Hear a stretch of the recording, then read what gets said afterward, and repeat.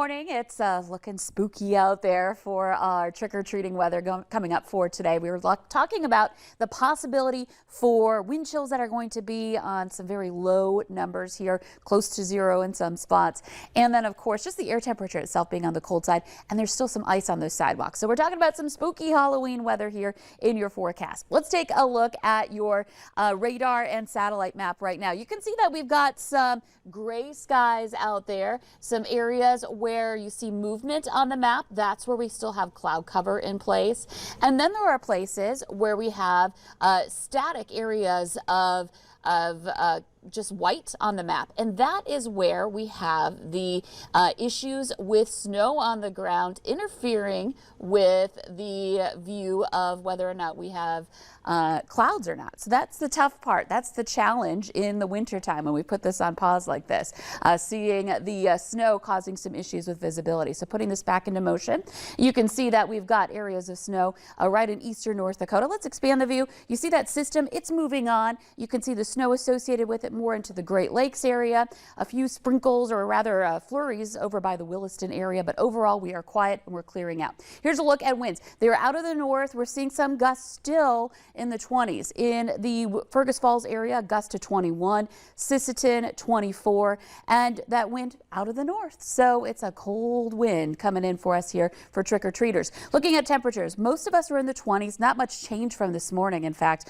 we're just kind of holding in that same number. We have warmed up in Devil's Lake where we were down into the single digits this morning, but it's only 17 degrees right now. So it's cold out there temperature wise. Let's take a look at our wind chills. It still feels like we're close to zero in places like Harvey, where our wind chill is 2. It's only 3 above in Rolla, and it feels like 7 in Valley City. Fergus Falls, a wind chill of 9 with the colder temperature and the stronger wind there, and it feels like 14 in Fargo. So an afternoon to bundle up and a Halloween to bundle up here. So here's a look at our hour-by-hour planner. Those clouds in northwest Minnesota are starting to move eastward. You can see we've got some breaks that may develop, and some places are enjoying blue sky right now. So it's a sunny day. That sun may help to melt some of the snow and ice on some of those darker asphalt surfaces, but in general it's going to be tough to melt some of that ice unless we use chemical on it, unless we treat it here today, with temperatures staying below freezing. Some of us do get to around that 30-degree mark though this afternoon, with that wind coming in out of the northwest, eventually turning southwesterly. And as that happens, we could see that, we will see that wind ease up for a short while, but eventually it picks back up heading into later tonight. So around trick-or-treat time, this is 6 o'clock this evening, you can see temperatures mainly in the 20s. That wind still enough out of the south that it is going to have a wind chill effect here.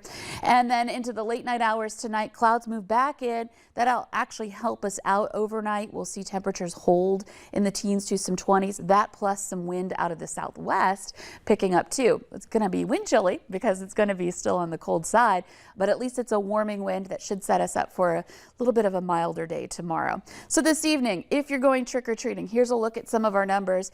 Our temperatures in white, I'm bringing back our wind chill numbers too in the kind of purple color, pink or purple color here.